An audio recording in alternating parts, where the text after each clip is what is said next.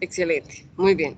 Entonces, eso quiere decir que, muy bien, entonces eso quiere decir que nosotros tenemos electrolitos y eso quiere decir que mi cuerpo en el hipotálamo tiene unas células especializadas que se encargan de sensar la concentración de estos electrolitos, de estas sustancias, de estos iones, dentro de los cuales tenemos unos que son muy comunes, y otros que no. Dentro del líquido extracelular, los más comunes, los iones más comunes son el ion sodio y el ion cloro y el ion bicarbonato o el carbonato, ¿listo? CO3, así, ¿listo? Ellos son los más comunes, pero dentro de los cuales el ion es el que tiene mayor proporción, el ion sodio. En los intracelulares pues también tenemos otros iones, ¿cierto? Mucha cantidad, también tenemos el magnesio, el calcio, ¿cierto? Pero el más común del intracelular es el potasio. Entonces resulta que cuando nosotros estamos analizando el equilibrio o, o los valores normales de una persona con los electrolitos, nosotros les analizamos los más comunes, los más comunes. Yo no sé si ustedes han escuchado en biología la bomba sodio-potasio. ¿Qué han escuchado, chicos? Cuéntenme. ¿Qué han escuchado? Profe, ¿esta es la que entran 2 de potasio y sale una de sodio? ¿O estoy equivocado? Entran dos de potasio y una de sodio, no, más bien dos de sodio y 3 de potasio. ¿O no? Yo no recuerdo. ¿Sí será o no será? No estaba confundido ahí, pero no sé bien si son 2 de potasio. Bueno, la idea no nos pongamos a discutir si son creo que son dos de sodio por 3 de potasio. Pero la idea no es esa, la idea es que siempre entra una molécula más de sodio que de potasio, una molécula más. La pregunta es ¿por qué? ¿Por qué creen ustedes que a pesar de que son sodio y potasio, siempre hay una molécula más de sodio que de potasio? Cuéntenme ustedes. Recuerden, y ojo con lo que les voy a decir, esta pregunta que les estoy haciendo va muy aliada a la concentración. Y recuerden ustedes que la concentración de cualquier solución es cantidad de soluto versus o sobre cantidad de solución. Y recuerden ustedes que si estamos en los fluidos biológicos, pues lógicamente todo está diluido en agua, pero la solución puede ser orina, puede ser sangre, puede ser líquidos linfáticos, entre otras. Entonces, cuéntenme ustedes por qué creen que siempre hay una molécula más de sodio que de potasio. ¿Por qué será? ¿O no?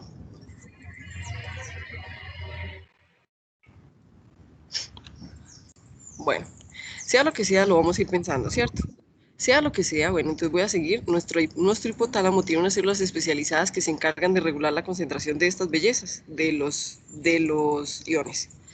Y resulta que estas bellezas le ponen una concentración a mis fluidos, una concentración específica a mis fluidos. Esta concentración, la concentración que hay aquí de electrolitos, ojo con lo que les voy a decir, debe ser muy similar o muy igual a la concentración que hay afuera. Lo mismo pasaría en una célula. Si nosotros tenemos una célula y la célula está aquí, la concentración electrolítica que hay aquí debe ser muy igual o muy similar a la que hay aquí, sabiendo que los electrolitos que hay tanto en la parte intra como en la parte extra no son solamente estos, sino son varios, ¿ok? Varios. Entonces podemos tener el sodio, el potasio, el cloro, el magnesio, el hierro, el fósforo, el bicarbonato, ¿cierto? Entre otros iones, ¿ok? Entonces resulta que cuando nosotros tenemos esas células, ellas regulan que la concentración de estos electrolitos, en especial de los más comunes, esté siempre normal, ¿ok? Entonces esas células especializadas, cuando yo tengo un desbalance, es decir, cuando mi cuerpo ha perdido la capacidad de balancear la concentración de esos iones, esas células especializadas segregan sustancias que ayudan, sustancias químicas que ayudan a que mi cuerpo tenga mecanismos de regulación, ¿cierto? Ya los vamos a ver. Lo importante, chicos, es que yo les dije a ustedes que siempre alrededor de nuestras membranas, siempre deben haber concentraciones similares o iguales de electrolitos. A esas concentraciones de electrolitos se les conoce como osmo, ojo lo que les voy a decir, osmo, de presión osmótica, laridad. Osmolaridad. ¿A qué les suena a ustedes esta palabra? Esta palabra que está acá. Venga, se les voy a quitar esa raya que quedó fea, ¿cierto? Ups, se me fue toda la palabra. Mejor dicho, vamos a quitar toda la palabra. ¿A qué les suena a ustedes la palabra osmolaridad? Osmo, yo les estoy diciendo que osmo significa de presión osmótica, ¿cierto? Y la palabra molaridad, molaridad. ¿A qué les suena a ustedes este pedacito que está acá, este? ¿A qué les suena? ¿A qué se les parece esta palabra, esa osmolaridad? No tanto la osmo, sino la molaridad. Ah, chicos, ¿a qué se La les parece? dilución. ¿A dilución? No. No, dilución es una cosa diferente. Porque dilución es cuando tú coges una concentración ya lista y le echas más solvente para diluirla. Pero la molaridad no es una dilución. La molaridad, ¿qué es, chicos? Concentración. Cantidad de Muy moles. La bien. concentración, profe, esa no es la variación de la concentración de los iones. Bueno, la osmolaridad sí, pero no es la variación, es la concentración como tal de los iones, ¿cierto? Entonces la concentración iónica que tenemos en los fluidos, es decir, es la concentración que mis membranas regulan que esté tanto igual acá como muy similar al otro lado de la membrana, ¿cierto? Entonces esto se llama presión, la molaridad sería, ojo, ¿y en qué unidades está esa concentración iónica corporal? La tenemos, ojo, las unidades, milimoles, milimol por litro, milimol de soluto, ¿cierto? Por litro de solución.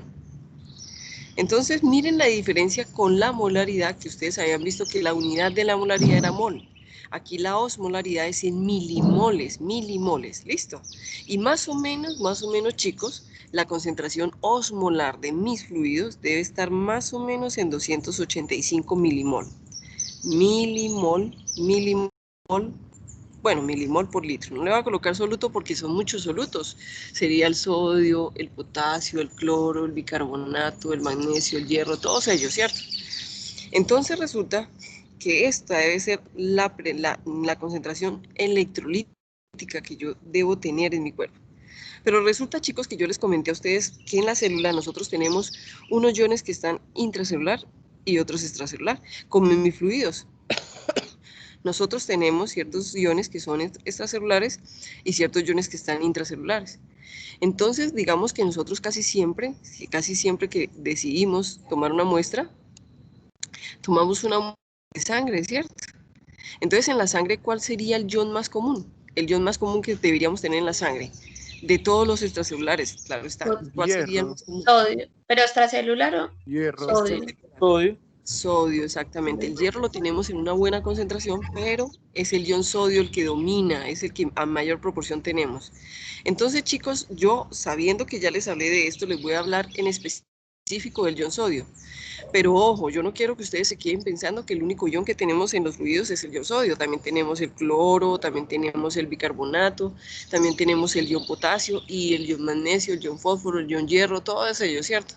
Pero yo les voy a hablar solamente de uno y les voy a hablar de cómo hace mi cuerpo para regular esos iones o ese ion en específico. Y ustedes van a extrapolar a los otros iones, ¿ok?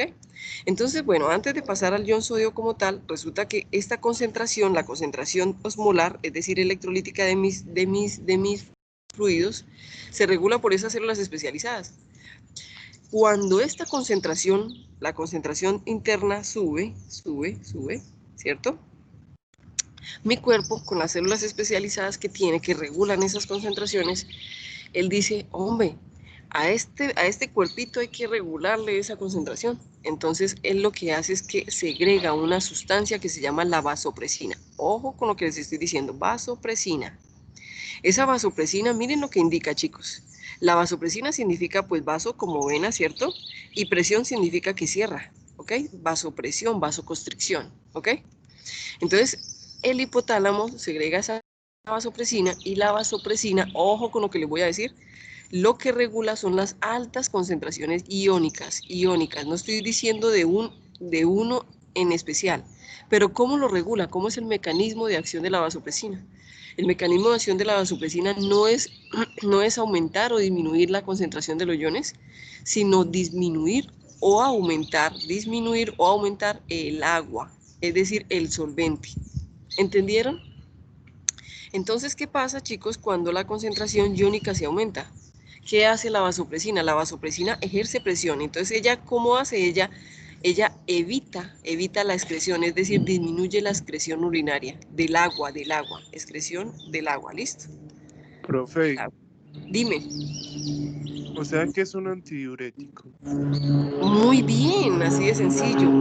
Entonces, así es. Entonces, ¿qué es lo que hace la vasopresina? La vasopresina lo que dice es, la concentración iónica subió, entonces, ¿yo qué debo hacer? ¿Qué pasa cuando una concentración sube? ¿Qué hago yo para poderla nivelar otra vez? ¿Qué hago yo, chicos, según lo que ustedes aprendieron en soluciones? ¿Qué creen ustedes que se debe hacer? Diluir. Muy bien, ¿y cómo crees tú, si ella evita que haya excreción de líquido, ella hace reabsorción del agua? ¿Cómo crees tú? Es decir, nosotros nunca vamos a dejar de orinar, nunca vamos a dejar de hacer excreción urinaria, pero la puede disminuir. Eso quiere decir que ella coge parte del agua de la excreción de la orina y la reabsorbe. ¿Para qué? Para tener más solvente y entonces en la misma cantidad de soluto más solución queda más diluida, es decir, nivela haciendo una retención de líquidos. Pero lo mismo les puedo decir si sube. ¿Qué pasa si la concentración iónica se baja? ¿Qué hace la vasopresina? Porque ella lo que hace es vasoconstricción, ella evita que haya excreción.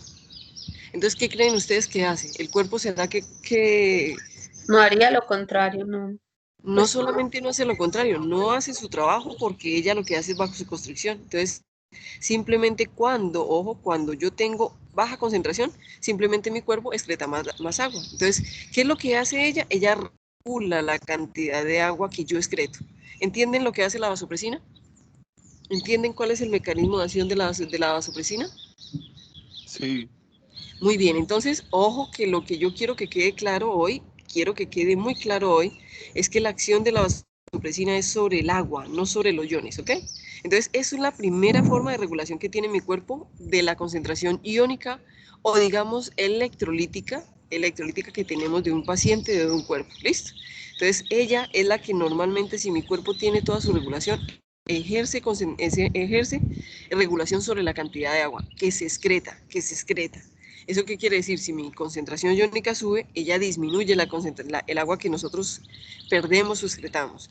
Y si mi concentración baja, pues simplemente aumenta la excreción de agua. ¿Listo? Muy bien. ¿Entendido hasta ahí, chicos? ¿Entendido? ¿O no? ¿O no, Sí. chicos? Muy bien. Entonces resulta que ya sabemos que hay una sustancia que ayuda a regular esa concentración. ¿Listo? Pero resulta que nosotros tenemos muchos iones, muchos iones. Entonces yo les voy a hablar de los más comunes. A ver, yo les podría hablar del cloro, del potasio, del sodio, pero yo me voy a dirigir solamente a uno. ¿Y es por qué a uno? Porque primero es el más común y segundo es el que más regulamos en la parte clínica y se llama el ion sodio. Resulta que el ion sodio lo tenemos en los líquidos o en la parte extracelular, es decir, en los líquidos extracelulares. ¿Listo? Entonces resulta que el ion sodio, la concentración normal, ojo, normal, según la OMS, la concentración normal de ion sodio debe ir entre 143 y 145 milimol. Recuerden la concentración, milimol, las unidades, disculpen, milimol por litro. Y esto sí es de sodio, ¿cierto? Versus solución, porque él ya es de sodio, ¿ok? Entonces nosotros en clínica, ojo, nosotros en clínica, ¿qué hacemos? O ustedes, ¿qué hacen? Yo no. Yo lo hago con celulitas, ustedes lo hacen con cuerpos humanos.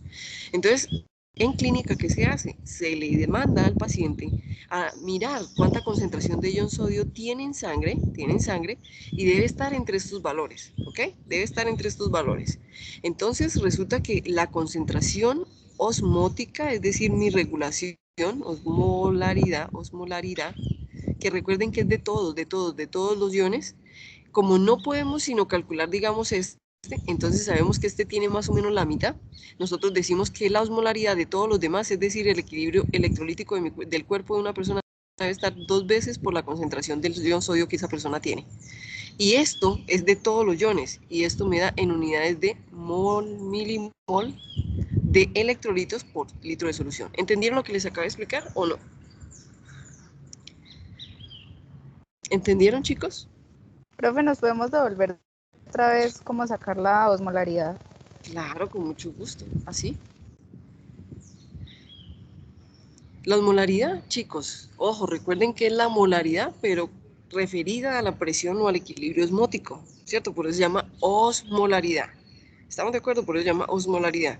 Entonces recuerden que las unidades son mili, no son mol, sino milimol de soluto por litro de solución.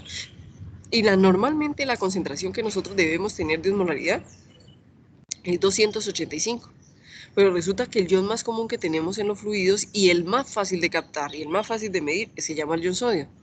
Entonces, cuando nosotros tenemos un paciente, pues le calculamos la concentración normal que tiene esa persona, o la concentración no normal, porque no sabemos si es hipo o hiper, ¿cierto? Le calculamos, le determinamos la concentración de ion sodio, y a esa concentración la multiplicamos por 2, y eso me debe dar más o menos un nivel de lo que él tiene generalmente de iones, de concentración iónica en su sangre. ¿Entendieron? Listo, profe, gracias. ¿Y esto por qué, chicos? Calculen, hagan el cálculo. 144 por 2, ¿cuánto les da? Les da un aproximado de la concentración osmótica normal de todos los sets, ¿cierto? 285 milimoles. ¿Entendido? Bueno, muy bien. Entonces, resulta que vamos a hablar de un solo ion. Vamos a hablar hoy del ion sodio, ¿cierto? Pero yo quiero que ustedes sepan que no solamente tenemos al ion sodio, como lo dijo el compañero, tenemos el hierro, que también está en buena proporción, tenemos el magnesio, el calcio que está en los tejidos, sobre todo en los tejidos no blandos, sino tejidos duros, ¿cierto? En los huesos. Tenemos el ion cloro, que también es un ion extracelular, pero voy a hablar solamente de uno, ojo, de uno, pero no es porque sea el único que le exista, ¿cierto? Entonces resulta que nosotros tenemos una concentración normal de este señor así.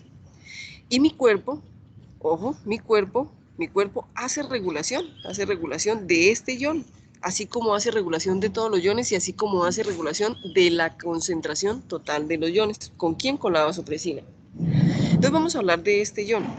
Resulta que si en mi cuerpo yo pierdo la regulación y a mí se me baja la concentración del ion sodio, mi cuerpo tiene también dos sustancias que regulan la concentración del ion sodio en estos valores normales. La primera sustancia se llama la aldosterona. ¿Listo? Y ojo con lo que les voy a decir, el mecanismo de acción de la aldosterona, es el siguiente. Cuando la concentración del ion sodio se baja, ¿listo? Cuando la concentración del ion sodio se baja, la aldosterona reabsorbe al ion sodio. Ya no es el agua como la vasopresina, sino la aldosterona ya trabaja sobre el ion sodio. Entonces, ¿qué hace? Llega a los túbulos renales el sodio que se va a perder, y él lo que hace es que a expensas del ion potasio y del ion bicarbonato, CO3, o del ion H+, también, él reabsorbe al ion sodio. Entonces, ¿qué pasa cuando la concentración del ion sodio se baja? ¿Qué pasa cuando yo tengo una solución, chicos? Una solución, y en esta solución la concentración se me baja. ¿Qué hago yo para que la concentración aumente? Ya no le puedo colocar más solvente, ¿cierto? Porque si le pongo solvente se sigue bajando. ¿Qué debo hacer yo para poder nivelar otra vez la concentración? ¿Qué debo hacer? ¿Qué debemos hacer nosotros cuando tenemos una solución y la concentración de la solución se baja? Pues le pongo más soluto y nivelo la concentración. Eso es lo que hace mi cuerpo con la aldosterona. Si la concentración del ion sodio se disminuye, entonces él reabsorbe de los túbulos renales el ion sodio, y también lo hace regulando su excreción en los poros y en todas las pérdidas que nosotros podemos tener del ion sodio, y lo reabsorbe, haciendo que el soluto se concentre un poco más. ¿Entendido? Así es que actúa la aldosterona. Pero la aldosterona no actúa sobre el líquido, sobre el agua, sobre el solvente, sino sobre el ion específicamente. ¿Quedó claro lo que acabo de decir? Chicos, ¿es claro? Bueno, muy bien. Sí. Ok, muy bien. Y también resulta que esto es cuando el ion se baja. Pero resulta que nosotros tenemos otra sustancia que se llama péptido, ojo con el nombre, péptido natriurético atrial. ¿Listo? Atrial. Es un péptido porque es una cadena de aminoácidos Es Na porque regula la concentración de sodio, es natriurético porque regula la concentración del sodio en la parte urétrica, y es atrial porque es segregado por el cardiocito derecho del corazón. ¿Listo? Es por eso que se llaman, en clínica lo conocen como PNA, las iniciales, ¿ok? Y este PNA, ojo, si la aldosterona regula las bajas concentraciones de ion sodio, el PNA regula las concentraciones altas de ion sodio. Pero resulta que el aldosterona regula reabsorbiendo el ion sodio, ¿cierto? Reabsorbiendo el ion sodio y evitando que él se pierda para que si se baja la concentración, ella se nivele. Pues el péptido natriurético atrial hace exactamente lo contrario. Si la concentración del ion sodio se aumenta, lo que él aumenta es la excreción del ion sodio. Pero no del agua, como lo hace la vasopresina, sino del ion sodio. ¿Entendido, chicos? ¿Por qué? Porque si la concentración del soluto se aumenta, pues él lo que hace es que saca o aumenta la excreción del ion sodio, ya sea por los poros, ya sea por la excreción urinaria o sea por las heces. ¿Entendido, chicos? ¿Ha quedado claro? ¿Sí o no? Hola. Hola, hola. ¿Quedó Profe, claro? sí. Sí, profe, ya. Ok, entonces hemos hablado de 3 sustancias. La que regula la osmolaridad total, es decir, todos los iones, ¿cierto? Y estamos hablando en especial del ion sodio y estamos hablando de las 2 sustancias que regulan su concentración. Entonces ustedes me podrán decir, profe, entonces para el cloro hay otras 2 sustancias, sí, para el magnesio hay otras 2, para el calcio hay otras, sí, sí, sí, para todos hay. Es decir, mi cuerpo tiene un sistema de regular la concentración iónica y de cada uno de sus iones. Mi cuerpo es supremamente inteligente y supremamente bonito, ¿ok? ¿Entendido? Muy bien. Pero vamos a seguir hablando. Resulta que yo les dije que la concentración normal de iones del ion sodio es de 143 a 145. De aquí en adelante, chicos, todo lo que nosotros digamos concentraciones normales, por ejemplo, les voy a hablar de la glucosa, que no tiene nada que ver con el tema, pues, pero la glucosa sabemos que un paciente está entre 70 y 110 miligramos por decilitro de glucosa, ¿cierto? Resulta que si a ese paciente, yo recibo un paciente con glucosa por debajo de 70, ¿cómo le digo? Hipoglicémico, ¿cierto? Hipoglicémico. Le decimos hipoglicémico, quiere decir que está por debajo de la concentración normal, ¿ok?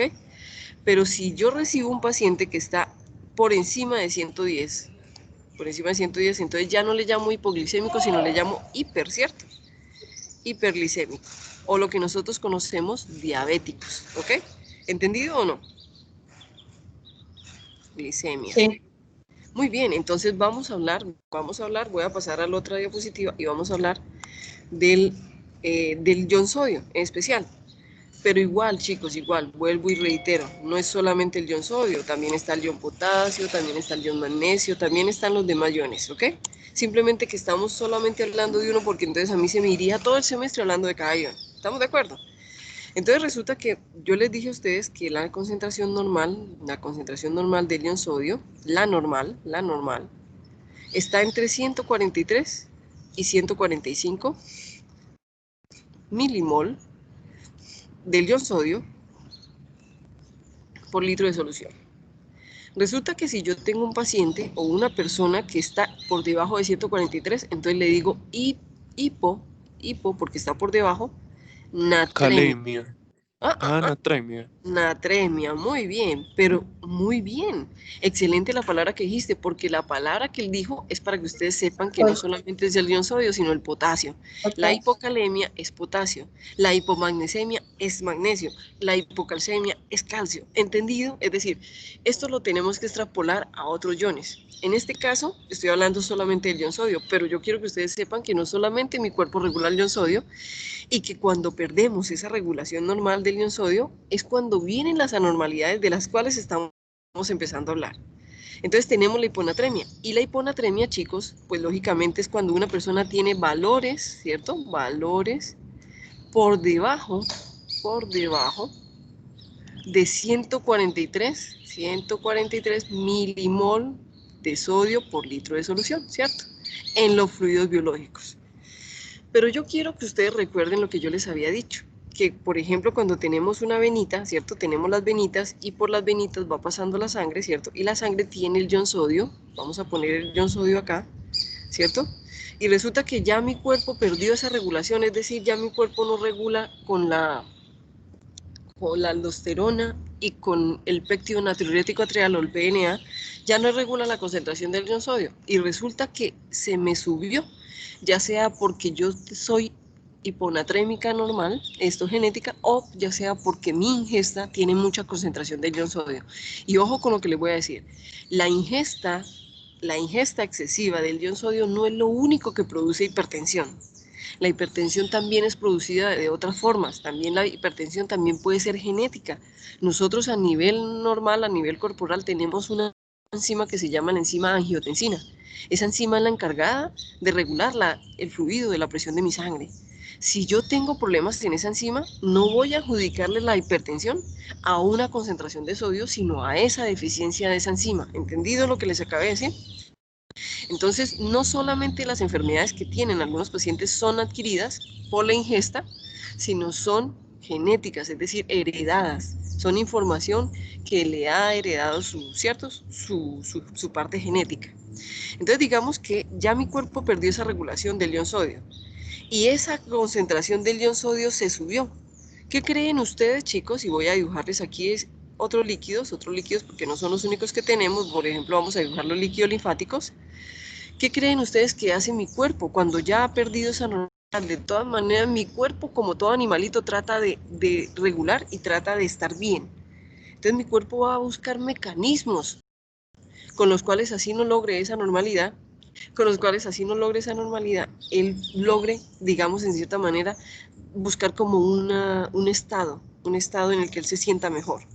¿Qué creen ustedes cuando mi cuerpo ha perdido la regulación del ion sodio en específico y el ion sodio se sube? ¿Qué creen ustedes que hace mi cuerpo? ¿Qué creen ustedes que mi cuerpo hace? Cuéntenme, de acuerdo a lo que yo les había dicho al principio ahorita de la clase, ¿qué creen ustedes que mi cuerpo hace para regular esa alta concentración de ion sodio? Ya perdió, ya la aldosterona no funciona igual, ya el péptido natriurético ya no está funcionando igual, ya no tengo la forma de regular mi ion sodio de manera normal. Mi cuerpo aún así va a buscar mecanismos. Entonces, ¿qué creen ustedes? ¿Qué le pasa a ese paciente que ya perdió esa normalidad? ¿Qué creen ustedes que hace mi cuerpo? A ver, pensemos, digan cosas, no importa si son equivocadas, chicos. Retener agua, profe. Muy bien, excelente. ¿Por qué crees tú que retiene agua? Entonces coge, ojo, compañeros, coge parte de esa agua y la empieza a retener. ¿Para qué? Para traerla y hacer el proceso de dilución y poder bajar esa concentración. Excelente respuesta. Entonces, lo primero que yo voy a tener en un paciente, ¿cierto? Que es hiponatrémico es empezando que él va a hacer retención de líquidos, como dijo el compañero, ¿cierto? Entre otras sintomatologías que va a tener él, como va a estar, por ejemplo, muy bajito de energía, ¿cierto? Porque su energía se está concentrando en regular esa concentración del ion sodio. Va a tener otras sintomatologías, va a tener, por ejemplo, pérdidas, ¿cierto? De líquidos o retención de líquidos, ¿cierto? Más que pérdida, retención. En el caso de incremento del ion sodio es retención. Entonces, ojo, Creo que podría matizarse. Sí, a ver, espérame. Mucha agua. Bueno, en cierto modo sí. En cierto modo, pero eso ya sería una situación severa, ¿cierto? Una situación bastante severa, ¿ok? Muy bien. Exacto, muy bien. Chicos, vamos a hablar del otro estado. Ya hablamos de la hiponatremia, hablemos de la hipernatremia. Entonces, si la hiponatremia es valores por debajo de 143, la hipernatremia es lo contrario, ¿cierto? Hiperna de sodio, tremia. Entonces, eso quiere decir que la hiponatremia sería valores por encima, ¿cierto? Valores mayores a 145 milimol del ion sodio por litro de solución. ¿Listo? Así de sencillo. Entonces yo quiero que piensen en lo contrario que el compañero dijo, profe, si la concentración del ion sodio se sube, pues lo primero que va a hacer mis fluidos o mis membranas es retener líquidos. ¿Qué pasa si ocurre lo contrario? Vamos a borrar esta flechita que va para arriba y vamos a colocarla para abajo. ¿Qué pasa si ocurre lo contrario? ¿Qué pasa si mi cuerpo ya perdió Ay, oiga, qué pena con ustedes. Ahorita les estaba hablando de hiponatremia y les puse que se subía, ¿no? Les puse lo contrario.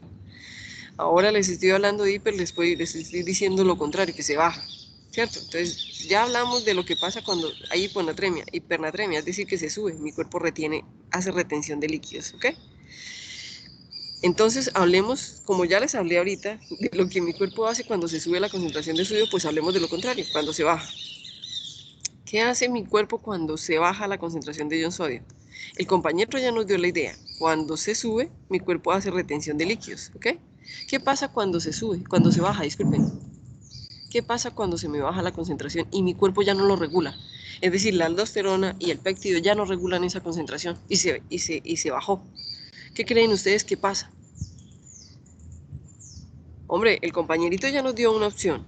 Elimina más de lo normal. Cuando eso, primero aumenta la pérdida de líquidos. Muy bien. Segundo, ¿qué más puede pasar? ¿Qué pasa con los líquidos dentro de mis fluidos, dentro de mis venas? ¿Qué pasa con los fluidos? Él también juega con eso. ¿Qué pasa?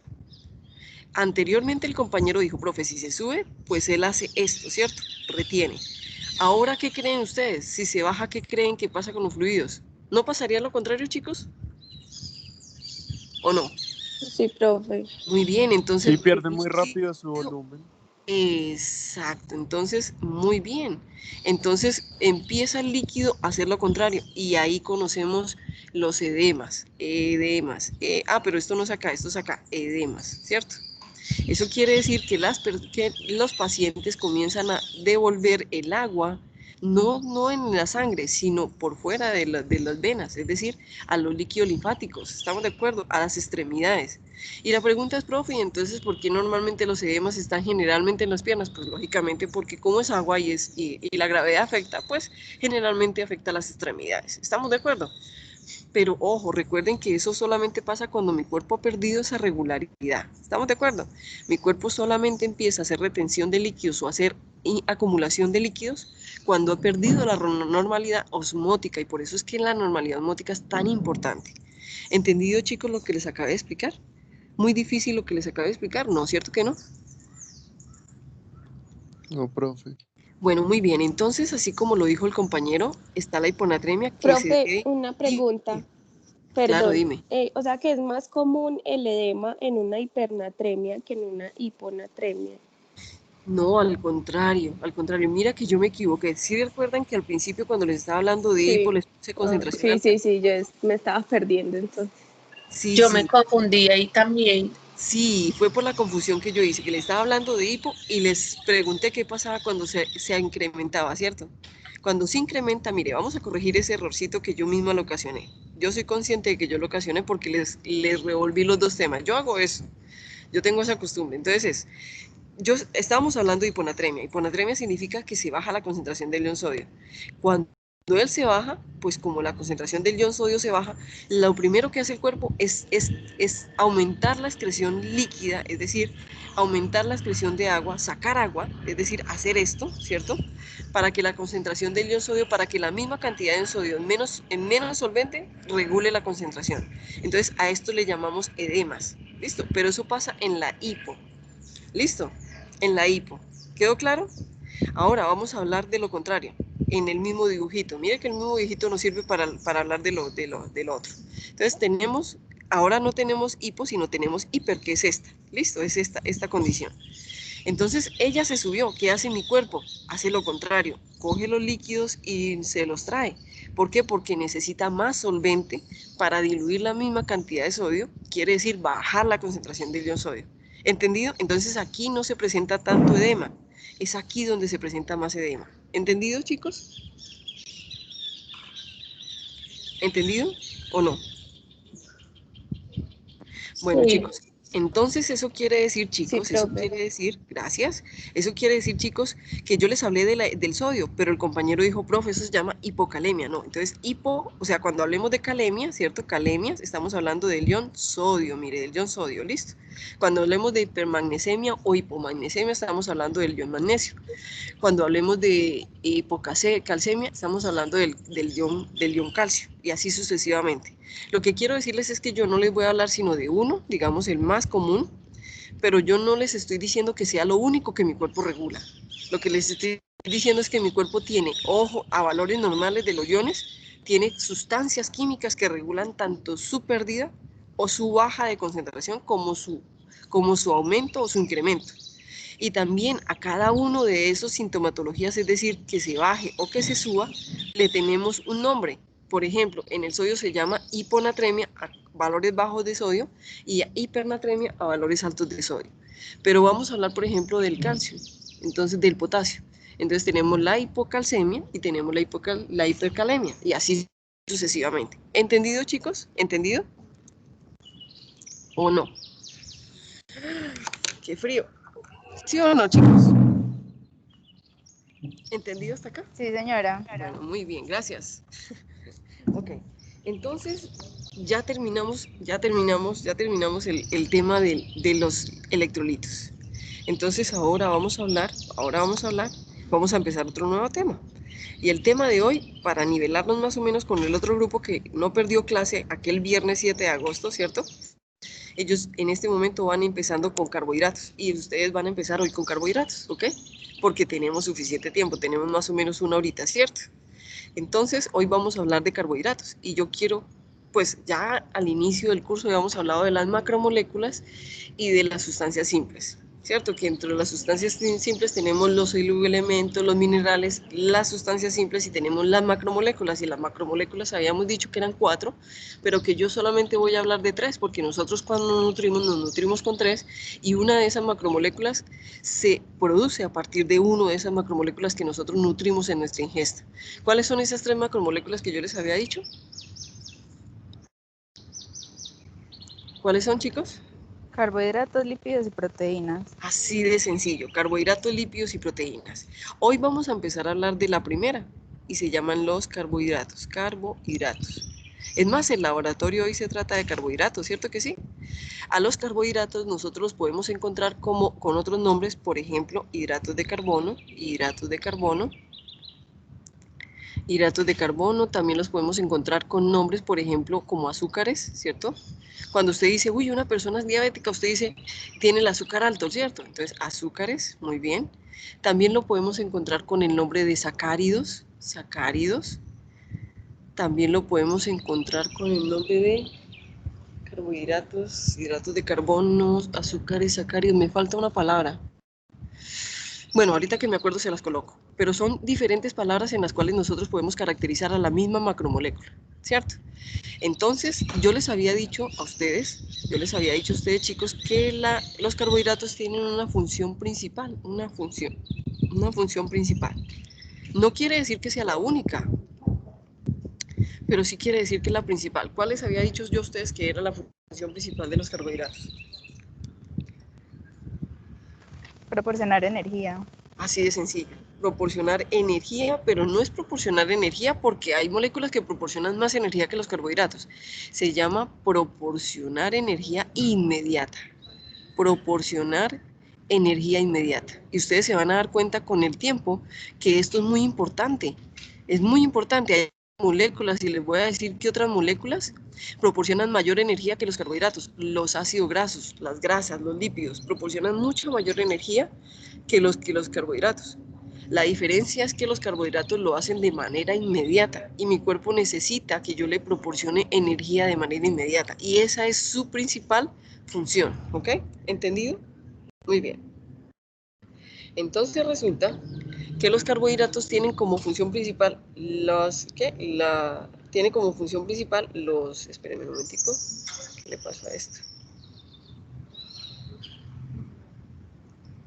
Tiene como función principal proporcionar energía.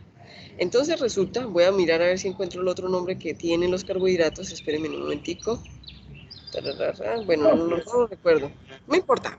Sea lo que sea, chicos, lo importante, ¿qué dices? Bueno, ok. Lo importante, chicos, es que sea lo que sea, los carbohidratos los encontramos ampliamente distribuidos, supremamente, en todos los tejidos animales y en los tejidos vegetales, ¿ok? Entonces es una molécula que está ampliamente distribuida en los tejidos animales y, ojo, está disuelta en los humores y en los líquidos biológicos. Entonces vamos a decir que se encuentra ampliamente distribuida, ampliamente distribuida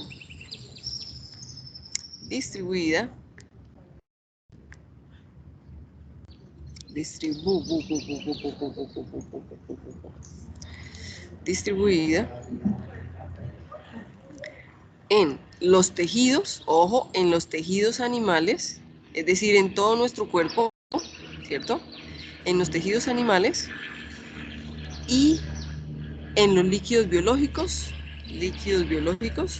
de lógicamente que líquidos, lógico que a nosotros nos miden los azúcares en la sangre, ¿cierto? Líquidos biológicos, ya le voy a poner atención a la persona que me escribió, porque acá no tengo sino una sola pantallita, entonces me toca ocultar a ver qué me escribieron. Un momentico, chicos.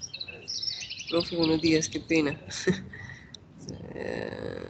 Bueno, muy bien. Entonces eso quiere decir, uy, menos mal ustedes me acordaron de que hay que hacer video, chicos. Muy bien, entonces eso quiere decir que lo tenemos muy ampliamente distribuido en los tejidos animales y los líquidos biológicos, pero no solamente en animales, sino que también en vegetales también, ¿listo? Yo quiero preguntarles a ustedes, ¿nuestros carbohidratos en la ingesta vienen de dónde? Cuéntenme ustedes de dónde los adquirimos.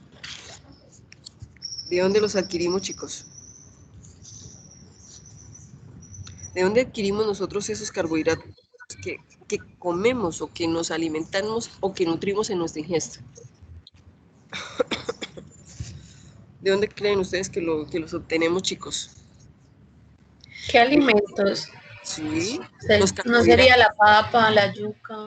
Exacto. ¿Y de dónde vienen la papa, la yuca, el plátano? Todo eso, ¿de dónde viene, chicos? ¿De dónde creen ustedes que vienen todos esos? La papa, la yuca, el plátano, el almidón, todo eso, ¿de dónde viene? ¿De dónde viene, chicos? ¿Qué creen ustedes? Miren, chicos, miren, ¿no? ¿Quieren que se lo señale de otra forma más grande? Profe, de los vegetales. Así de sencillo. Los vegetales, ojo chicos, los vegetales sintetizan los carbohidratos a partir del CO2 y el agua. Y lo hacen con la energía de la luz del sol, es decir, por medio de la fotosíntesis. Y eso lo aprenden ustedes en biología, ¿cierto? Entonces, ay chicos, me acordé de la palabra. La otra palabra que se refiere a carbohidratos se llaman glúcidos. Listo. Entonces, todos esos glúcidos, porque lo iba a decir, por eso fue que me acordé, todos esos glúcidos que producen los vegetales o que proporcionan los vegetales, los ingerimos los animalitos. Nosotros los animales dependemos de los vegetales, porque ellos son los que nos proporcionan esos nutrientes, ¿ok? Entonces, nosotros los ingerimos y ellos nos proporcionan energía inmediata. Esa es la principal. Pero resulta que para que él me proporcione la energía que yo necesito, yo debo consumir exactamente lo que mi cuerpo requiere. ¿Eso qué quiere decir, chicos? Que si yo consumo más de lo que mi cuerpo requiere para energía inmediata, ¿qué va a pasar con ese exceso? Cuéntenme ustedes qué creen ustedes que pasa con ese exceso. Se sube el azúcar, pues. No solamente se sube el azúcar, también se almacena, ¿cierto? Se almacena. ¿Y qué pasa cuando yo almaceno y almaceno y almaceno? Primero, empezando porque mi cuerpo siempre va a regular la concentración de azúcar, siempre, la concentración de carbohidratos, sobre todo la concentración de glucosa. Pero si yo como más de lo que mi cuerpo necesita, es decir, si mi dieta no es balanceada, mi cuerpo lo primero que va a empezar a hacer es almacenar. Entonces, ¿qué es lo primero que le pasa a mi cuerpo? ¿Qué creen ustedes que es lo primero que le pasa a mi cuerpo? Exceso de Profe, empieza a carga. aumentar de peso. Así de sencillo. Entonces empezamos a almacenar y resulta que nuestro cuerpo es un almacén ilimitado de carbohidratos. Entonces yo puedo aumentar todo lo que yo consuma en exceso, lo puedo aumentar en peso. Así de sencillo. Sin embargo, no es la única macromolécula que nos sube o nos aumenta los tejidos adiposos. Hay otra molécula que tiene más energía, mucho más energía que los carbohidratos, pero ojo, esa otra macromolécula no proporciona energía de forma inmediata, que es la principal función que tienen los glúcidos, ¿ok? Entonces resulta que en mi dieta, ¿eso qué quiere decir? Que mi dieta, la dieta que nosotros tenemos debe ser balanceada. Entonces, en nuestra dieta, más o menos un 50-60%, 50% o 60% de mi dieta, de mi ingesta, debe ser de carbohidratos, ¿Para qué? Para que ese 50 o 60% me aporte las calorías necesarias para lo que mi cuerpo necesita diariamente, ¿ok? Resulta que los carbohidratos, hidratos de carbono, azúcares, sacáridos o glúcidos, están compuestos por 3 elementos de la tabla periódica. Esos 3 elementos de la tabla periódica que componen, es decir, los elementos principales, no son los únicos, pero los elementos principales que encontramos en los carbohidratos son el carbono, el hidrógeno y el oxígeno. Y por eso a los carbohidratos les decimos generalmente bioquímicamente como los CHOs. ¿Estamos de acuerdo? Como los CHOs.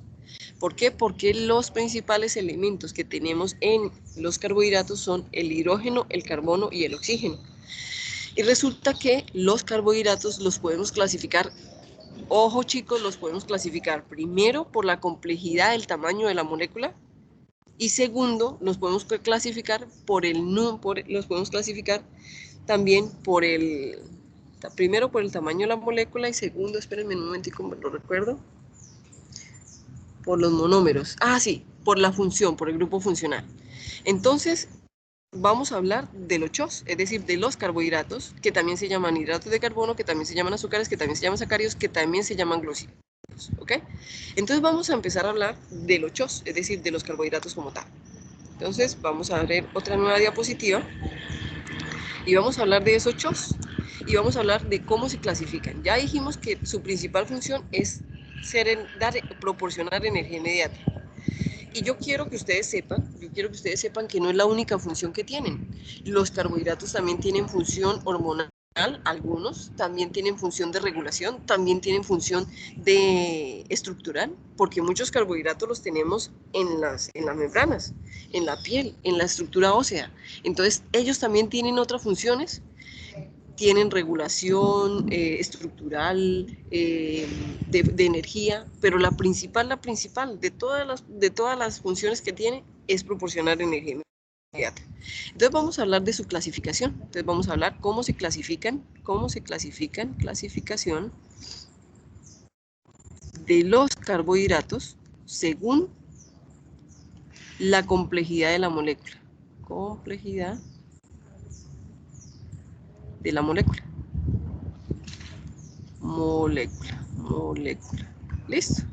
Entonces, resulta que según la complejidad de la molécula, nosotros podemos encontrar como primera medida, podemos encontrar, vamos a colocarle verdecito, vamos a encontrar los monosacáridos.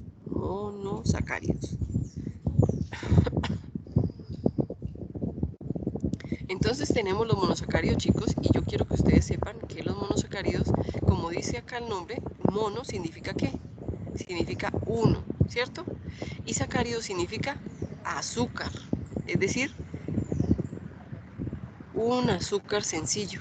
¿Entendido? ¿Entendido por ahí la palabra? Muy bien. Entonces, a estos monosacáridos los vamos a conocer como los azúcares simples. Azúcares simples. Algunos azúcares simples que ustedes conocen, los más comunes, la glucosa, la fructosa, la lactosa, entre otros, ¿ok? Entonces, estamos diciendo y vamos a decir que esos azúcares simples están formados por cadenas, y no se asusten por el nombre que les voy a mencionar. El nombre que les voy a mencionar es poli de muchos, hidroxi, aldehídos, y hidroxicetonas. Entonces, yo quiero que ustedes sepan que el primer o el más común de los polihidroxialdehídos se llama la glucosa. Profe, una pregunta. Claro, dime. ¿La lactosa es un monosacárido o un disacárido? Es un disacárido que tiene dos azúcares. ¿Listo? Es un Listo, disacárido, gracias. pero ya vamos a hablar de ello. ¿Listo?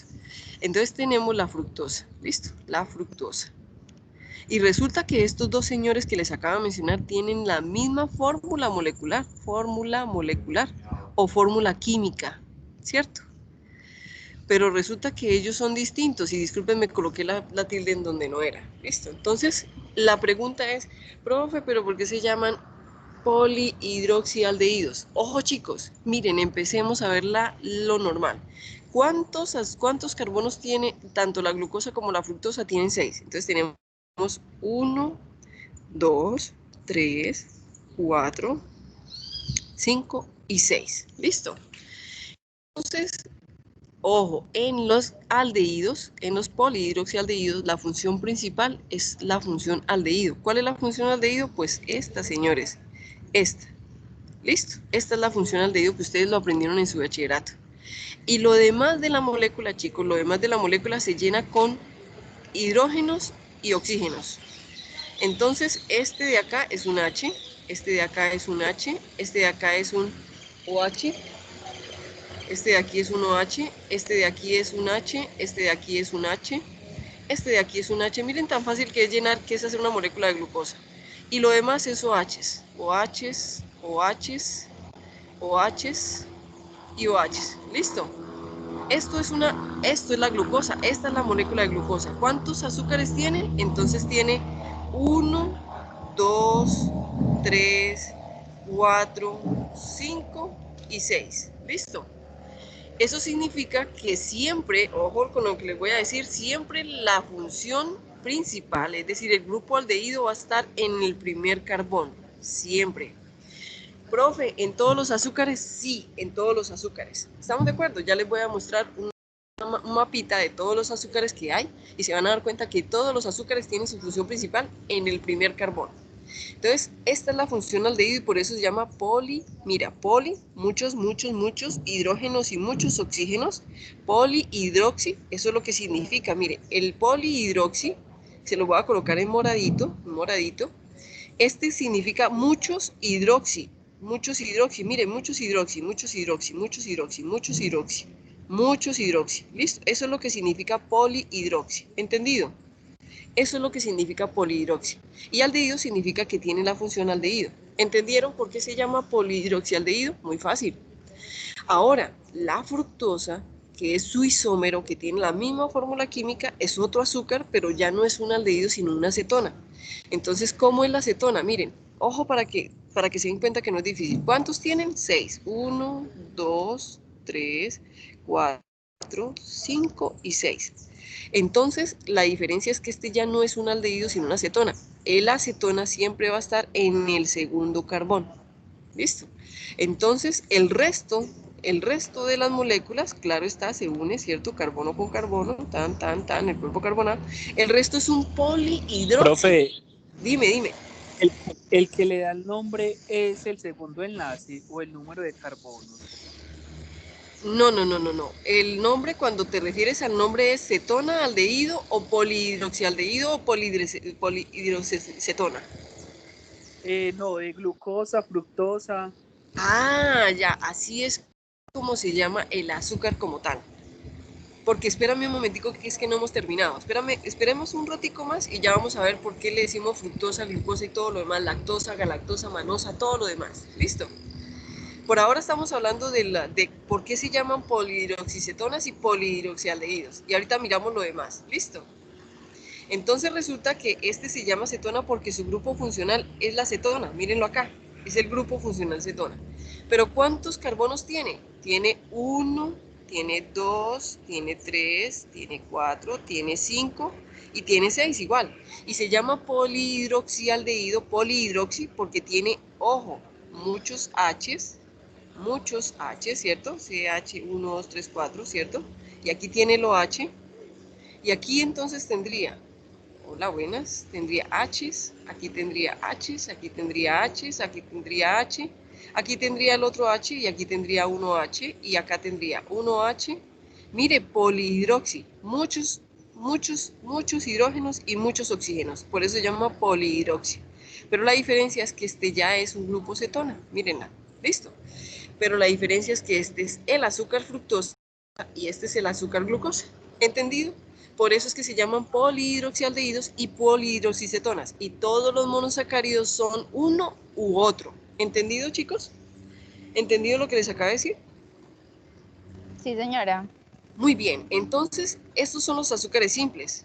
Entonces yo les voy a mostrar los azúcares simples. Chicos, espérenme un momentico que no tenía la tabla afuera, pero yo lo voy a buscar, ¿listo? Y les voy a mostrar cuáles son los azúcares simples para que ustedes se den cuenta que son muchos. Es una tablita. Entonces, esos son los azúcares simples y, ojo, esos son los azúcares que mi cuerpo necesita. Oje, pero no, de todos ellos, chicos, ¿por qué creen ustedes que la glucosa es la más importante? Cuéntenme ustedes por qué creen que la glucosa es la más importante. Porque mi cuerpo, en cierta manera, es glucodependiente, chicos, es glucodependiente. Vamos a ver si son estos. Sí, creo que sí son estos, creo que sí. Espérenme un momentico, imágenes, a ver si son estos para mostrarles a ustedes. Miren, chicos, ¿están viendo los glúcidos? Pero no están todos, mírenlo, esto es lo que les quiero mostrar. Espérenme, yo les pongo un poquito más pequeño eso. Un poquito más pequeño, puede ser así. Ah, mírenlos. Yo creo que no los ven igual de grandes ahorita, pero por lo menos ya los pueden ver. Entonces tenemos, ojo, los polihidroxialdehídos de 3 carbonos, los polihidroxialdehídos de 4 carbonos, los polihidroxialdehídos de 5 y los polihidroxialdehídos de 6 carbonos. ¿Los están viendo? Todos se llaman polihidroxialdehídos. ¿Por qué? Porque su función en el primer carbono son los aldehídos. Miren, chicos, listo, ¿lo están viendo? Todos. Entonces ahí tenemos, ay Dios, espérame un momentico. Entonces ahí tenemos, ojo, no, este no es la parte que les. Entonces todos tienen en su primer carbono el CHO, ¿sí lo ven? El aldehído. Entonces, ¿por qué se llaman polihidroxialdehídos? Porque el resto son cadenas de H's y OH's, así como yo se las dibujé a ustedes. Entonces ahí tenemos el gliceraldehído, que es el más pequeñito de los polihidroxialdehídos. Tenemos la eritrosa, la treosa, la ribosa. Ojo, la ribosa, que es muy importante, también es muy importante, sobre todo en biología. La arabinosa, la silosa, la lisulosa, la aldosa. Tenemos la glucosa, la manosa, la culosa, la idosa, la galactosa y la talosa. Estos son todos los polihidroxialdehídos que tenemos, que yo se los estoy enseñando con uno solo, que es la glucosa. ¿Por qué? Porque es la más común, es la más importante biológicamente y porque tiene otra importancia, chicos. Es el monosacárido más importante a nivel fisiológico. Cuando ustedes les hablan de nivel fisiológico, ¿a qué se van? ¿Qué creen ustedes? ¿A qué se refiere la fisiología? ¿A qué creen ustedes?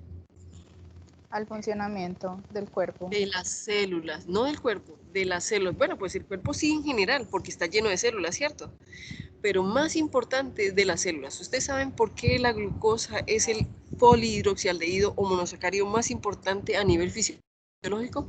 Porque es lo que consumen, es el azúcar que prefieren las células, es el azúcar que les da energía inmediata a las células, es el azúcar que le da todo lo que necesita una célula. Por eso es el más importante a nivel fisiológico. ¿Entienden por qué hablamos de él? Muy bien, pero quiero decirles que hay más y les mostré todos los demás. Es más, les voy a volver a mostrar. Ay, lo cerré. Ay, sí soy inteligente, chicos. Muy bien. Entonces eso quiere decir que aquí hay más. Y este señor que se llama gliceraldehído es el más pequeñito y de él nacen todos los demás. Miren, de él sale 4 carbonos, luego 5 carbonos, luego 6 carbonos y tenemos todos los demás. ¿Entendido? Muy bien. Entonces resulta que tenemos la glucosa y la fructosa. Y ya sabemos por qué se llaman polihidroxialdehídos y polihidroxicetonas, ¿cierto que sí? Entonces vamos a pasar a la segunda. Entonces la primera clasificación se llama monosacáridos y son los azúcares simples. Ahora vamos a pasar a los di, tri, tetra, penta, sexta, ¿cierto? Septa, monosacáridos, y no los vamos a llamar ni disacáridos como la lactosa y los demás, sino los vamos a llamar como oligosacáridos. Entonces voy a pasar a otra diapositiva, chicos. Voy a pasar a otra diapositiva, ¿cierto? Y vamos a hablar ya no de los di, tri, tetra, penta, sexta, hepta, ¿cierto? Disacáridos, sino vamos a hablar de los, se llaman, ¿cómo se llama? Oligosacáridos, ¿listo?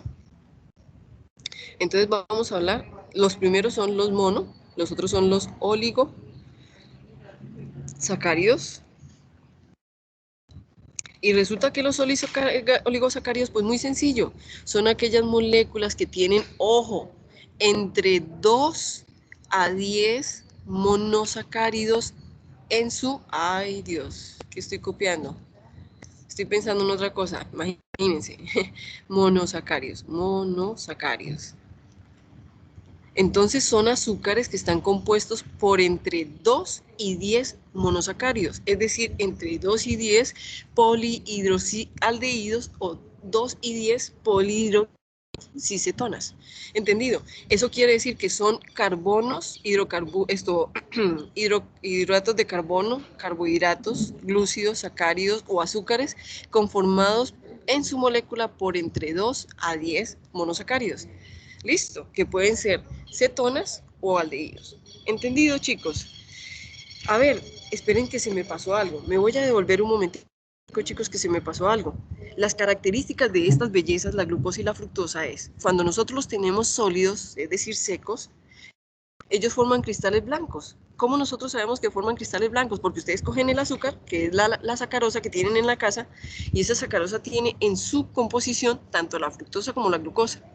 Cuando ustedes la tienen en seco, es decir, en polvito, son cristales blancos, ¿sí o no? ¿Estoy de acuerdo con ustedes o no? Y lo más importante es que cuando ustedes lo colocan en agua, ellos se diluyen fácilmente. Eso quiere decir que son muy solubles en agua. Los monosacáridos, estoy hablando de los monosacáridos, son muy solubles en agua. Ustedes lo ponen en agua y revuelven, ¿cierto? Agitan y se solubilizan, ¿cierto que sí? ¿Estamos de acuerdo o no estamos de acuerdo, chicos? Sí, señora.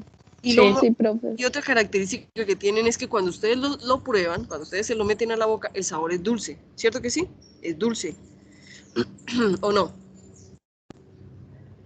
Sí, Es más, profe. yo voy a ser un poco más atrevida. No me diga que yo volví a cerrar el documento. Ah, no, yo pensé que había vuelto a cerrar el documento. Yo estoy diciendo, oye, si estoy inteligente hoy.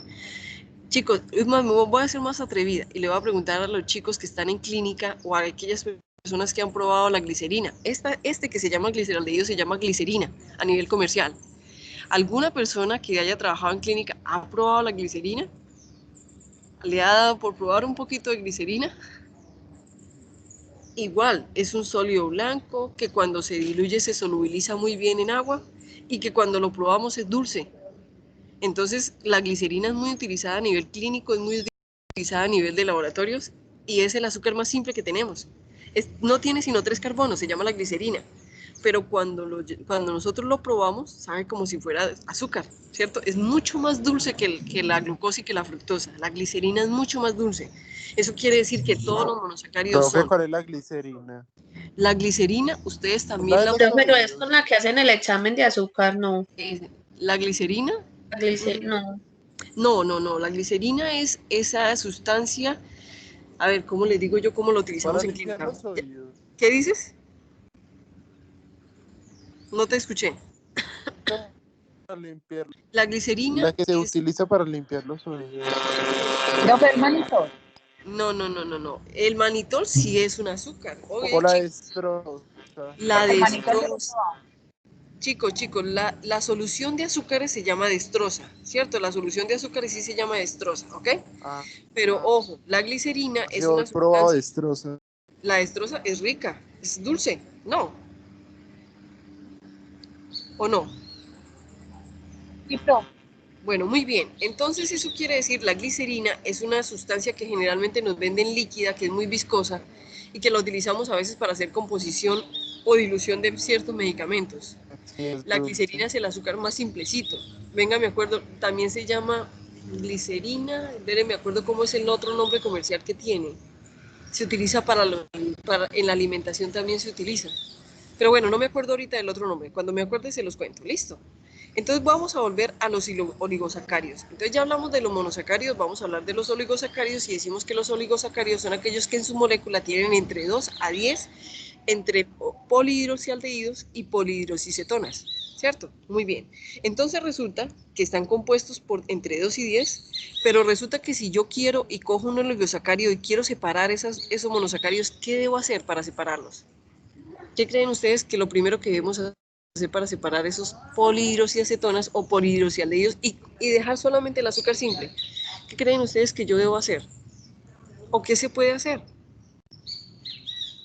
Bueno, entonces les voy a hablar de las características antes de que ustedes me respondan eso. Los oligosacáridos, igual que los monosacáridos, son cristales blancos. Igual son muy solubles en agua, son solubles, pero a medida, chicos, que crece la cadena, pierde la solubilidad. Es decir, a medida que la cadena va creciendo, que hay más monosacáridos, la solubilidad va disminuyendo. Eso quiere decir que a medida que la cadena es más larga, la solubilidad decrece. Entonces, si yo tengo un oligosacárido, ya la solubilidad no va a ser igual que con la glucosa, que con la fructosa o que con la sacarosa, que es un disacárido, que solamente tiene 2 azúcares. Entonces la solubilidad disminuye, pero también el sabor es dulce. Pero el sabor va disminuyendo a medida que la cadena crece, el sabor dulce también va disminuyendo. Por eso les dije yo que el monosacárido más pequeñito que tenemos, que se llama la glicerina, es el más dulce de todos. Pero a medida que ya va creciendo en cadena, los carbohidratos, su sabor dulce va disminuyendo. Entonces ya les hablé de las características. Entonces, si yo tengo un oligosacárido y quiero convertirlo en azúcares simples, ¿qué es lo primero que ustedes harían? Si tuvieran un monosacárido en un laboratorio, en la cocina, ¿qué harían con ese oligosacárido que tiene entre 2 y 10 monosacáridos? ¿Qué harían? ¿Qué sería lo primero para separar esos monosacáridos simples o azúcares simples? ¿Ah? Bueno, entonces, antes de que me lo digan, yo les voy a seguir hablando de cosas. Ustedes después me dicen si quieren. Entonces, otra cosa que yo podría hacer, chicos, es que los más importantes, ojo, a nivel biológico, los oligosacáridos más importantes son los disacáridos. Los más importantes son los disacáridos. Entonces ahí viene y encontramos la galactosa, la lactosa, encontramos la sacarosa, entre otros. Entonces los más importantes son los disacáridos. Disacáridos, ¿listo? A nivel biológico, ¿cierto? Yo estoy hablando de biología, de naturaleza, ¿ok? Entonces, lo más importante de los oligosacáridos son los disacáridos. No quiere decir que los oligosacáridos no existan en cadenas de 2 a 10. Lo que quiere decir es que dentro del nivel biológico o nivel celular, los más importantes de ellos son los disacáridos. Y les voy a decir la importancia. Es porque son los que yo solamente le hago una hidrólisis y ya tengo la glucosa y la fructosa, o la lactosa y la manosa, y así sucesivamente. Es decir, son importantes porque su hidrólisis es muy fácil. Es solamente romper un enlace glucosídico. ¿Estamos de acuerdo? Ahora, como ya les introduje, cuando yo tengo un azúcar unido a otro azúcar, ¿cierto? Y este se une a otro azúcar y me va formando el oligosacárido. Estos enlaces que unen los azúcares se llaman, chicos, enlaces glucosídicos. ¿Por qué? Porque son deglúcidos. Entonces se llaman enlaces glucosídicos. Y ya más adelante les voy a hablar de esos enlaces. ¿Listo? Glucosídicos. ¿Listo? ¿Por qué? Porque son los enlaces que mantienen unidos un azúcar simple con otro azúcar simple, con otro azúcar simple. No importa si son polihidroxialdehídos y polihidroxiacetonas, pero se llaman enlaces glucosídicos. ¿Es entendido hasta este momento? Listo, muy bien. Entonces ya hablé de los oligosacáridos y ustedes no me han dicho por qué o cómo los podemos separar. Voy a pasar a la siguiente clasificación. La siguiente clasificación, la primera eran los monosacáridos o azúcares simples, la segunda son los oligosacáridos o moléculas de azúcares de entre 2 a 10 monosacáridos, y están los polisacáridos, que están entre 11 y más monosacáridos. ¿Qué significa? Entonces aquí vamos a encontrar todas esas grandes macromoléculas. Entre esos encontramos el almidón y todos los demás que son así gigantes, son moléculas gigantes de azúcares simples. Tienen características muy similares a los monosacáridos y los oligosacáridos. Pero recuerden que yo en los oligosacáridos les dije que a medida que ellos iban creciendo en cadena, el sabor dulce iba disminuyendo y la solubilidad también. Entonces, ¿qué características tienen normalmente los polisacáridos? También cuando usted los tiene en seco, son cristales blancos, pero sus cristales son mucho más pequeños que los de los azúcares simples. Yo quiero que ustedes alguna vez, chicos, ¿alguna vez han tocado el almidón o la harina con la que hacemos arepas en la casa? Si han probado si han tenido la harina en la mano, entonces miren el tamaño de grano de la harina y miren el tamaño de cristal del azúcar, de la sacarosa. Miren, los cristales de la sacarosa son más grandes que los de la harina. Entonces, el tamaño del cristal de los polisacáridos es mucho más pequeño, pero su solubilidad es mucho menor. Si ustedes colocan harina en agua, la harina no se solubiliza como se solubiliza el azúcar. Entonces, a medida que la cadena de azúcares aumenta, la solubilidad disminuye y el sabor dulce también. ¿Alguno de ustedes le ha dado por probar la harina sin azúcar y sin sal? ¿A qué sabe? ¿A qué sabe la harina sin azúcar y sin sal? O por ejemplo... Profe, eso sabe como a Bien. polvo. A polvo, pues normalmente a nivel científico a ese sabor se le dice insípido, ¿ok? Insípido. Entonces, o alguno de ustedes alguna vez ha hecho papa o yuca y ha dejado sin sal o sin azúcar, sin sal. ¿A qué le sabe Sí, la papa yo. sin sal?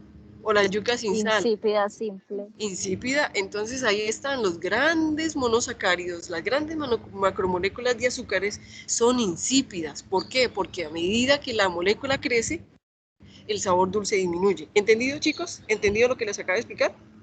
Profe, ¿por qué se da eso? Ya vamos a hablar de eso, listo. Entonces resulta que ya hablamos de los monosacáridos, los oligosacáridos y los polisacáridos, y sabemos que los polisacáridos están compuestos por de 11 a más azúcares simples, listo. Entonces, ¿por qué se da eso? Le voy a contar por qué. Resulta que yo tengo muchos azúcares y su sabor dulce predomina en los azúcares sencillos, es decir, en estas bellezas que ustedes tienen acá. Resulta que cuando ellos están unidos en la grande macromolécula, ellos están protegidos, es decir, están, ¿cómo se dice protegidos? No, están envueltos en más y más y más y más. Entonces sus características se van protegiendo, se van, digamos, cubriendo, se van arrestando, se van, ¿cómo les diría yo? Sus características de monosacáridos se van quedando como encarceladas. No sé si esa es una buena explicación. Entonces, a medida que yo voy liberándolos, ellos van liberando sus características. Eso quiere decir que entre la molécula sea más. Miren, chicos, facilito, se los voy a mostrar. Les voy a mostrar una molécula de almidón en internet. Y ahí ustedes van a encontrar, espérenme un momentico, chicos, una molécula de almidón, que es el azúcar que nosotros consumimos de las plantas, la papa, la yuca, ¿cierto? Entonces vamos a mirar por ejemplo. Miren una molécula de almidón, pero ojo, este es un pedacito de una molécula de almidón, estos son pedacitos de molécula de almidón. Son muchos azúcares. Para que un azúcar, por ejemplo que es la glucosa, el almidón, para que este azúcar tenga un sabor dulce, ella tiene que estar solita. Pero resulta que ella está arrestada o encarcelada o está en una molécula muy grande que la está protegiendo. Entonces, este enlace que ustedes ven aquí es el enlace glucosídico. Este enlace que ustedes ven acá, esto es lo que se llama enlace glucosídico. Mire que todos la tienen, ¿sí? ¿La ven, cierto que sí? Muy bien. Entonces, este azúcar solito es dulce, pero ellos dos solitos, o sea, estos dos solitos son dulces, pero en una cadena muy larga, ese sabor se va protegiendo, se va escondiendo, se va arrestando, se va secuestrando. ¿Sí me entienden lo que les quiero decir? ¿Entendido lo que les quiero decir o no? Sí, señora. Bueno, muy bien. Entonces, para terminar con la clase de hoy, vamos a terminar con lo siguiente. Resulta que a los glúcidos o los azúcares o a los carbohidratos o a los hidratos de carbono, como ustedes le quieran decir, igual lo mismo, como decía una reina de belleza hace mucho tiempo aquí, igual y en sentido contrario significan lo mismo, ¿cierto? Eso quiere decir que, chicos, los glúcidos se distinguen, ojo, por tener un prefijo que es osa, ¿cierto? Entonces los glúcidos o los azúcares tienen un prefijo, no es un prefijo porque no está antes, es un sufijo porque está después, un sufijo que es osa. Y ya les voy a decir dónde lo van a encontrar, osa. Entonces resulta que nosotros decimos glu, ¿cierto? Gluc, y le ponemos la terminación osa. Este es el sufijo. Decimos fructosa y la terminación es osa. Este es el sufijo. Le decimos manosa, que es otro azúcar, y la terminación es osa. Decimos, por ejemplo, ¿cuál otro? La lactosa. Sacarosa. La sacaron. Todos son terminación osa. Eso quiere decir que a todos los glúcidos los nombramos con sufijo osa, ¿cierto? Ojo, cuando el grupo funcional es aldehído, ¿cierto? Que ustedes ya saben que vienen con función aldehído, entonces le decimos aldo de aldehído, mire, aldo de aldehído, osa, entendido de azúcar. ¿Entendieron lo que les acabo de decir? Cuando la función principal del azúcar es la función aldehído, le decimos aldosa. Y cuando el grupo funcional del glúcido, es decir, del azúcar, es la cetona, ¿cierto? La cetona le decimos cetosa. ¿Entendido? ¿Por qué? Porque el grupo funcional es cetona y es un azúcar. ¿Me entendieron? ¿O es muy difícil lo que les acabo de explicar? Listo. Muy bien. Entonces, eso quiere decir que tenemos los aldehídos o los polihidroxialdehídos, que también se conocen como aldosas, y tenemos los polihidroxicetonas, que también se conocen como cetosas. ¿Entendido, chicos? Muy bien. Entonces, para terminar la clase así de sencillita, no les voy a aumentar más el tema porque hasta aquí estamos bien, ¿listo? Pero yo quiero decirles que todos los azúcares, todos los carbohidratos, todos los glúcidos, todos los sacáridos tienen isómeros. ¿Ustedes saben qué son isómeros? ¿Sí saben qué son sustancias isómeras o no? ¿Sí saben qué son isómeros, chicos? Profe, En los isómeros no son... no, sí estoy confundida, que tienen la misma fórmula química, pero ¿Sí? distinta organización, distintas Así de sencillo, es perfecto, es perfecto. En los elementos de la tabla periódica, los elementos tienen isótopos. ¿Qué quieren decir? Mismos elementos con el mismo número atómico, pero con diferente masa. En las moléculas, los isómeros son aquellos que, como dijo la compañera, tienen igual fórmula química, pero su estructura, su organización es distinta. Entonces, miren, voy a dibujarles, por ejemplo, la glucosa otra vez, o les dibujo el gliceraldehído. ¿Cuál quieren? ¿El de 3 o el de 6? Profe, el de 6. El de 6. ¿El de cuánto? ¿El de 5 o el de 6? El de 6. Muy bien, o sea, la glucosa, muy bien. Entonces la glucosa, tenemos 1, 2, 3, 4, 6, ¿cierto? Como es glucosa, la función es aldehído. Entonces tenemos el CHO acá, ¿listo? Sencillo. Tiene los enlaces carbono-carbono, ¿cierto? Y como es un polihidroxialdehído, tiene hidrógenos, hidrógenos, hidrógenos, hidrógenos, hidrógenos, hidrógenos, y el resto son OHs. Por eso se llama polihidroxi, ¿listo? Polihidroxi. Así de sencillo, ¿listo? Muy bien. Entonces, este señor tiene isómeros. ¿Qué quiere decir? Que puede tener, ojo, yo les voy a hacer el primero, les voy a hacer uno. El otro va a tener 6 carbonos. Estoy viendo un gato muy bonito por allí, detrás de ustedes. Muy bien, entonces eso quiere decir que tenemos la función aldehído. Y ya, ojo, tenemos el OH acá. Miren, voy a dibujar esta misma. H acá, este OH acá, ¿cierto? Discúlpenme con ese ahí. Vamos a quitarle ese palito. Listo, muy bien. Vamos a dibujar este H. Miren que está haciendo exactamente igual. Yo no les estoy dibujando nada. Pero a este último carbón no le voy a dibujar. Espere, ¿cuántos les puse yo? 1, 2, 3, 4, 5. Ah, sí, está 6. Muy bien. A este último carbón, ¿por qué me parece diferente? 1, 2, 3, 4, 5. Seré 1, 2, 3, 4, 5, 6. Sí. 1, 2, 3, 4, 5, 6. Uy, sí. Yo no sé por qué me parece diferente, pero bueno. Entonces, a este que está acá, ¿por qué me da diferente? Este H, este acá, este es igual acá, entonces tenemos el H aquí y tenemos el OH aquí, ¿cierto? Y A ver, espérenme. Oiga, chicos, me acabo de confundir yo sola. Espérenme un momentico, voy a marcar los carbonos para saber si estoy en lo correcto. 1, 2, 3, 4, 5 y 6. Y aquí, 1, 2, 3, 4, 5 y 6. ¿Sí? Bueno, entonces no entiendo por qué me confundí. 0, Profe, no es por el doble enlace. el doble enlace, no, el doble enlace lo tenemos acá, en la función aldehído.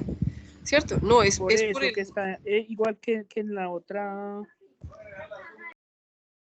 Ah, no, sí, está bien, está bien. Ahí está, OHs. Y ojo con lo que les voy a decir. En este carbono, no voy a colocar el OH al lado derecho, sino al lado izquierdo. Entonces, en esta, el OH va a ir acá, y el H acá, y el H acá. Solamente, chicos, ojo, miren lo que les voy a decir. Solamente el hecho de que este señor esté aquí, en el lado izquierdo, y este esté aquí al lado derecho, eso ya se llama un isómero. Isómero. ¿Listo? Un isómero, ¿entendieron? Voy a dibujar otro isómero, muy fácil. Y ustedes podrán decir, ah, pues no muy fácil, dibujo los 6 carbonos, 1, 2, 3, 4, 5, 6, y le dibujo la función aldehído, que esa siempre va a ir ahí, siempre va a estar allá, ¿cierto? Entonces, aquí voy a colocar el OH, el H, ¿cierto? Voy a dibujarlo igual que este igual que este, entonces sería OH, este H, este tenía OH acá, este tenía H, ¿cierto?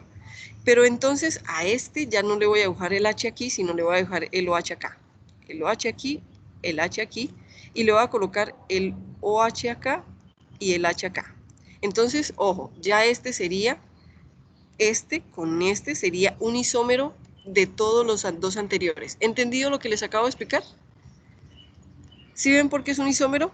Entonces, cada vez que yo le haga le pase un hidróxido a otro lado, ya es un isómero.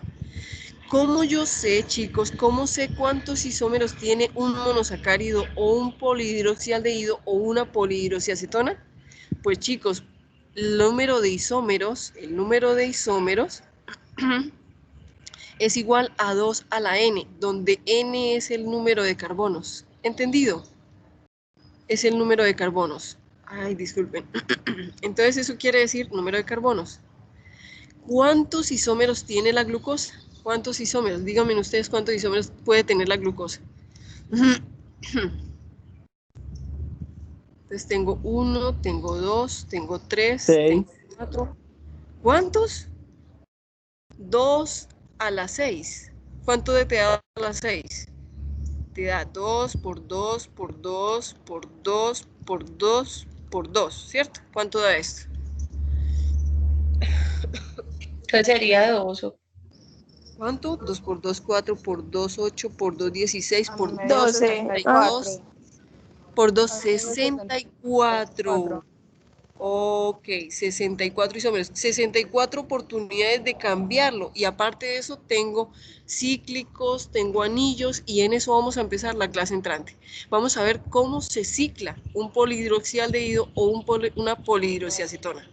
Y ojo, ¿por qué es importante cómo se cicla, chicos? Miren, chicos, les voy a mostrar otra vez la molécula del almidón. ¿Cómo está el azúcar en la molécula del almidón? Como un anillo, es decir, ciclado. Entonces les voy a enseñar cómo se cicla. Pero es exactamente la misma molécula que ustedes vieron allá. Sí, es exactamente la misma. Simplemente que aquí está ciclada y aquí está lineal. ¿Entendido? ¿Pero me han entendido lo que les he explicado? ¿Ha sido claro? Sí, sí, señora. Listo, chicos. Dejamos la clase para hoy. Voy a alcanzar a almorzar, a desayunar para poder entrar al laboratorio. Oye, se cuidan mucho. Muchas gracias por la atención. Chao, chao. Voy a parar el video, ¿ok? Chicos, muchas gracias por todo. Chao, chao. Chao, profe. Chao.